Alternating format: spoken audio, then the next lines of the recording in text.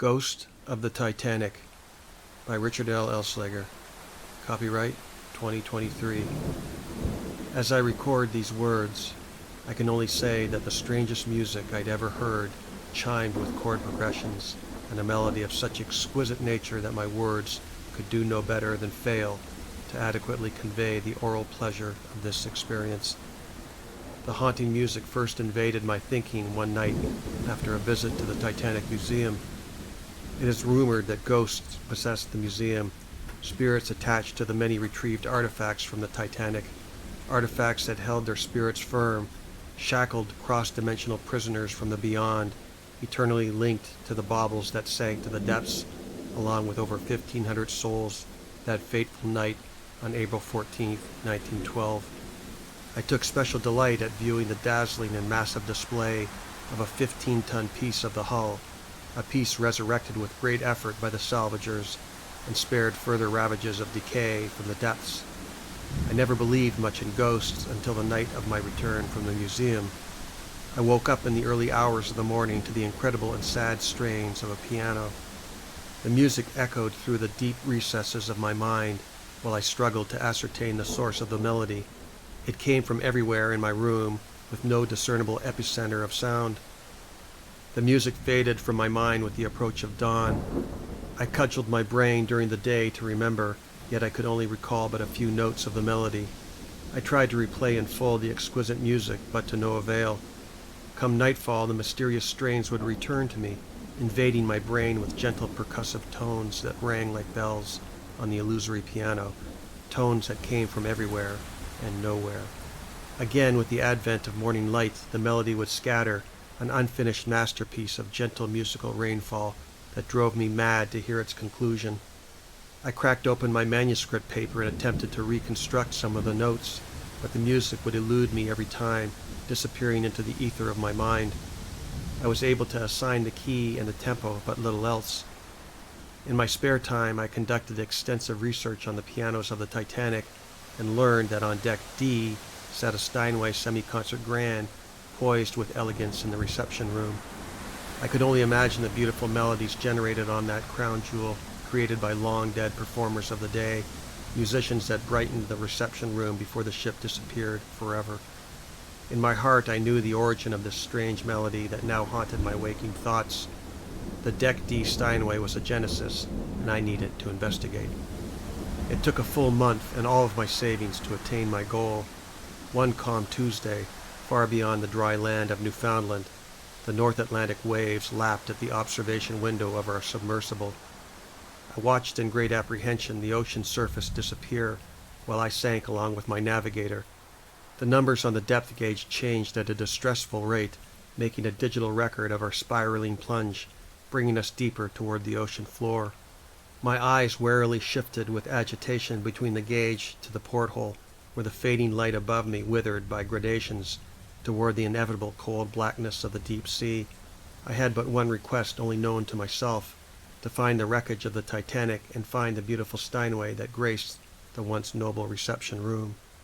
I paid handsomely for this venture, and my guide was reputed to be one of the best in the business. The name of the submersible was christened the Titanic II, which upon principle alone seemed a bad idea. Sailors of yore often believed it a bad omen to name one's vessel after a shipwreck, and in my mind the name Titanic II was certainly an invitation toward disaster. Were I more superstitious, I would have granted myself a wide berth from any vessel with such an accursed name, but I was desperate to see this mythical wreck and find that piano.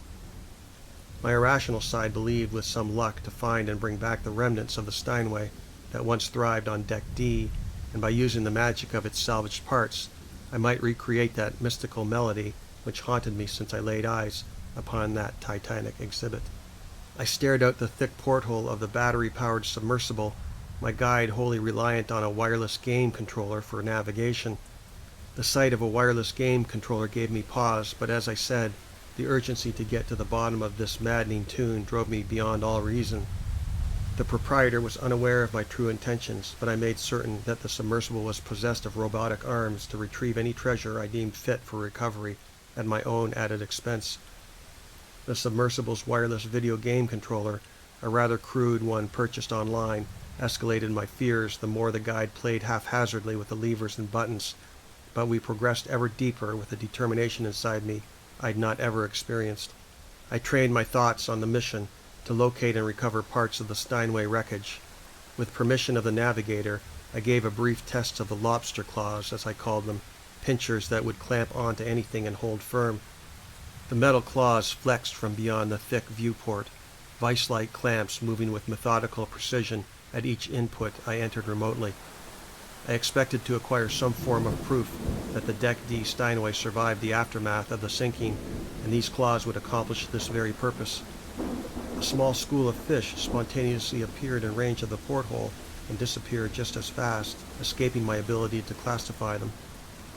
I heard the odd creak and groan of the spherical carbon fiber hull, but she stayed steady and firm, refusing to acquiesce to the extreme pressures of the ocean threatening our ship. The navigator switched on the high-intensity outboard lights. The beams shot forward into the abyss, absorbed by the unforgiving sea. I checked our depth and knew that soon we would be at rough parity with the Titanic's final resting place. After some time, in the distance, the outboard lights revealed the bow of the ship, a breathtaking sight to behold, and my heart raced in anticipation of this startling reveal. We drew nearer while the drone of the submersible kept cold company. The navigator expounded upon the ship, its history and ultimate tragedy, but his words failed to capture my attention as much as the visual awe stretched out before me. "Do you hear that?" he asked. I most certainly heard it, the ever so faint shimmering notes of a piano reverberating off of the hull of our submersible.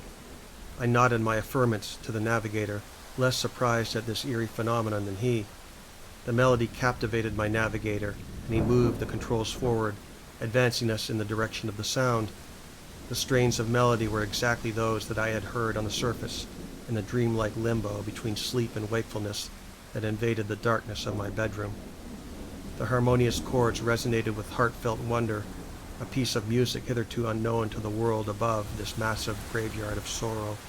"I think it's coming from inside the deck of the ship," said the navigator. "Let's get a closer look," I said. My navigator upped the throttle of the forward thrusters, and we were soon upon the source, the semi-concert grand churning this haunting melody to our receptive ears. "I see an opening," said the navigator. "I think I can get us inside." "Yes, please do if you can," I said. We moved toward a rip in the hull, and the submersible made its way into the ship. A ripple of fear went through me when the submersible scraped against the torn metal entry point, but we made it. Within the murky confines, the music increased in volume, the minor chords infused with sadness beyond compare. Deeper within the ghostly ship we moved until we rounded a corner, and there saw the dilapidated Steinway that was the source of this dreamlike music. Seated at the piano bench, a misty figure played. The outline was clearly human, but the features were obscured by the sediment that floated all around us. "What is that?" asked the navigator, mildly horrified by what his eyes told him. I had a good idea, but said nothing. My navigator brought the submersible to a halt, and we watched the phantom figure play the unspeakable music at the grand piano. The thing looked at us, and the music stopped.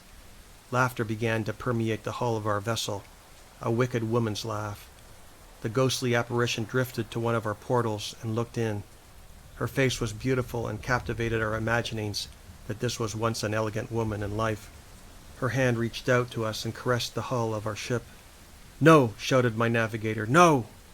I began to hear a crackling sound all around us, and my navigator fired off a Mayday alert.